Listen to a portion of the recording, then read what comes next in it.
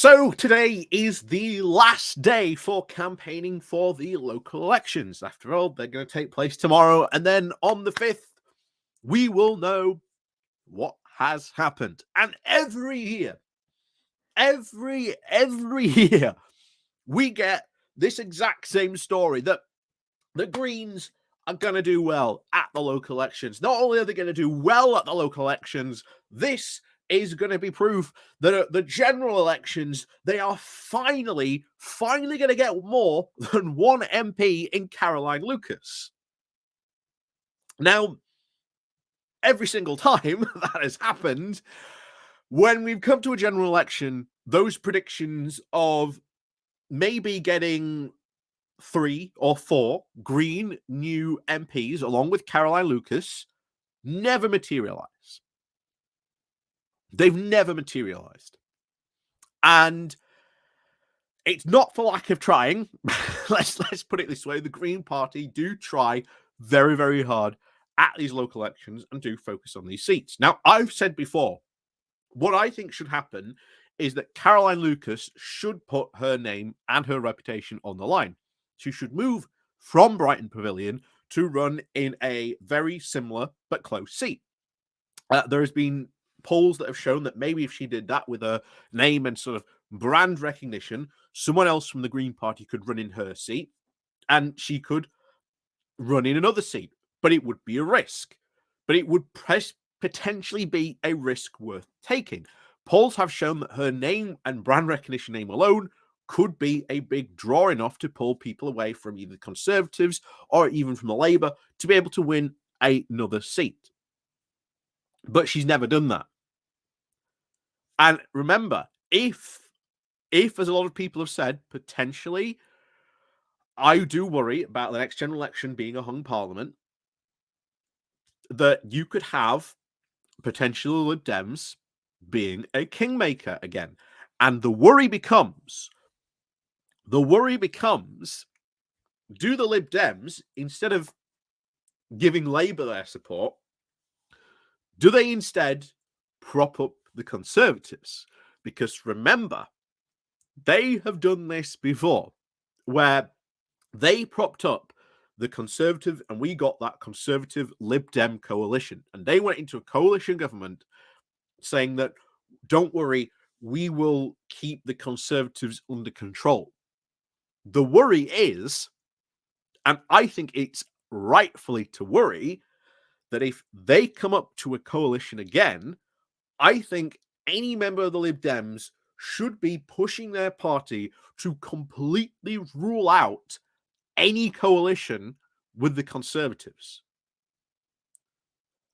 I think they should be doing that, but there you go.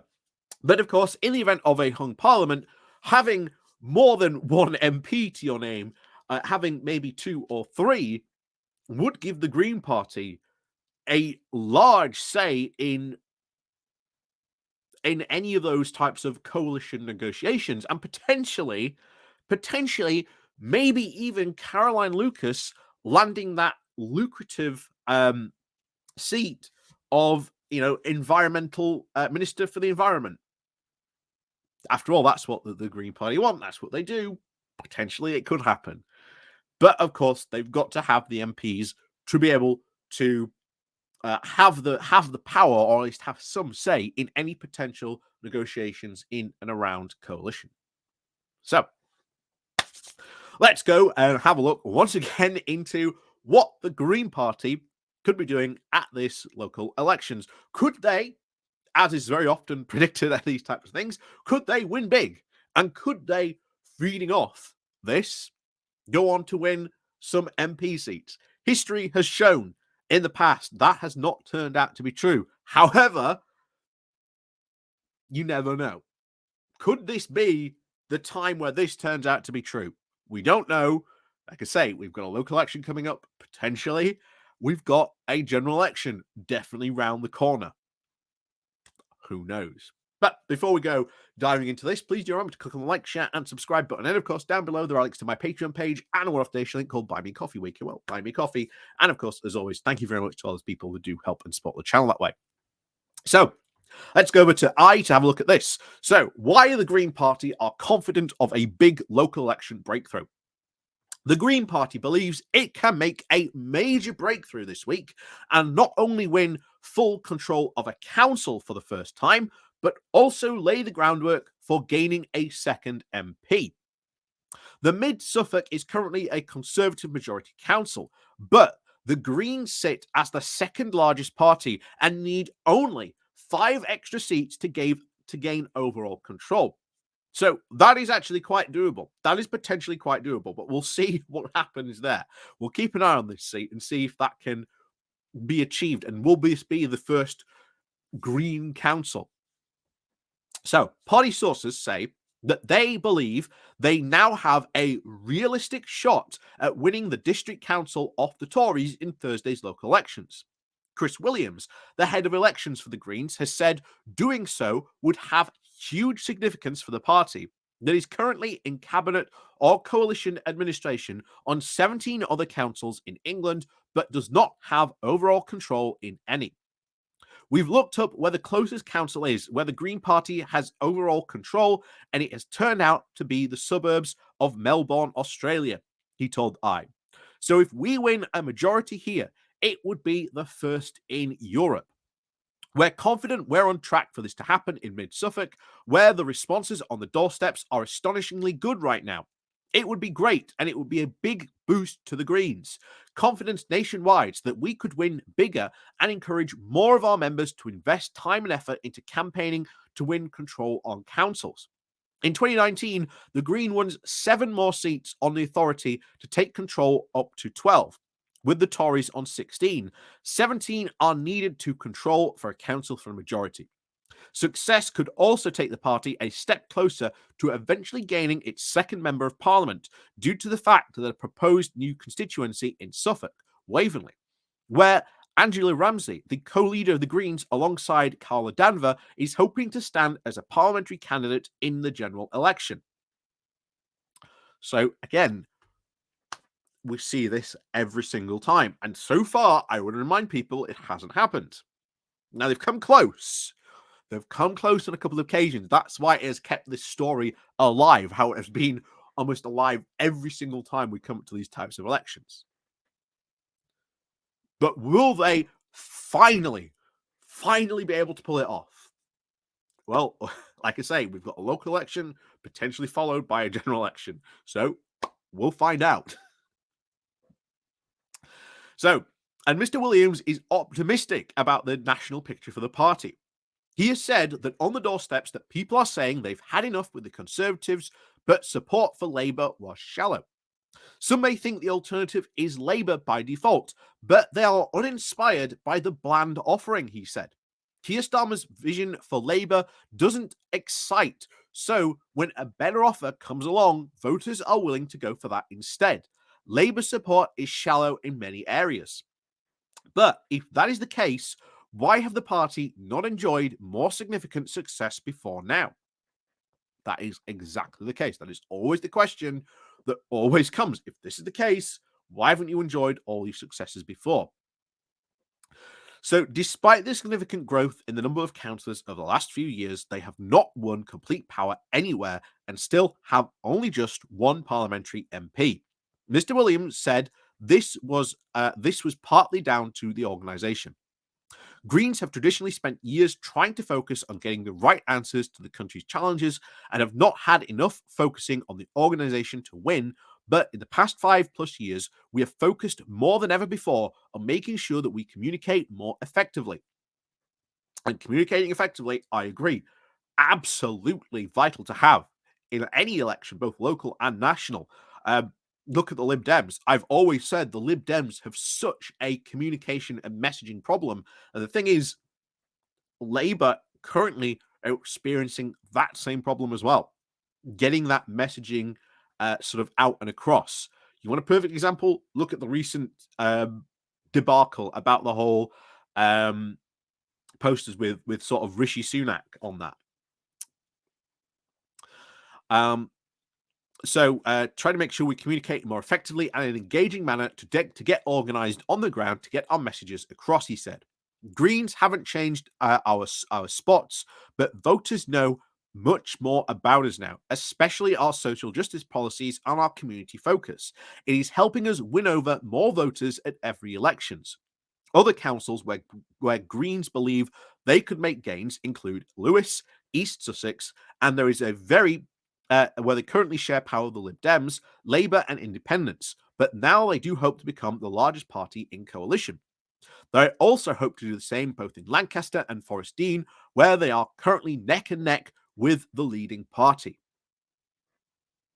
So we'll have to see what happens, but it is very close. But this is what keeps these stories going. This is why we always hear this story every single time. Oh, Greens could win big and then be big at the next election, because there's potential there. There is potential there. And the fact that they have got their messaging sorted out is going to be certainly working in their favor, and potentially at the next general election where people are, I think, fed up of the Conservatives, where I worry myself being a Labour Party and Labour supporter that Keir Starmer isn't going to be brave and bold at the next election. I think he's going to be bland and boring, which is going to be, I think, a big problem to try and win over those votes. It could be a big opportunity for the Greens.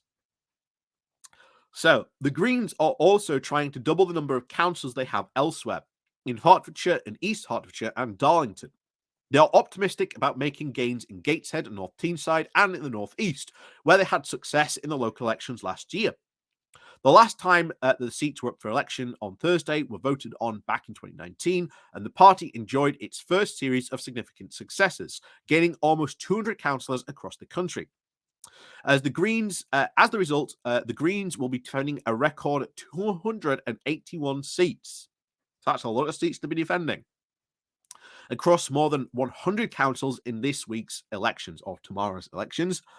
In a recent interview with the Eye, Mr. Ramsey and Ms. Dyer said that the parties with the comfortable majorities in council have become increasingly complacent on local issues, allowing the Greens to be gaining more significant inroads in new areas.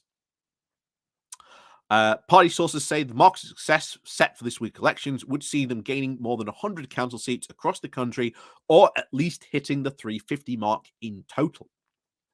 So, will that be achieved? We'll find out very soon. We will find out very soon indeed.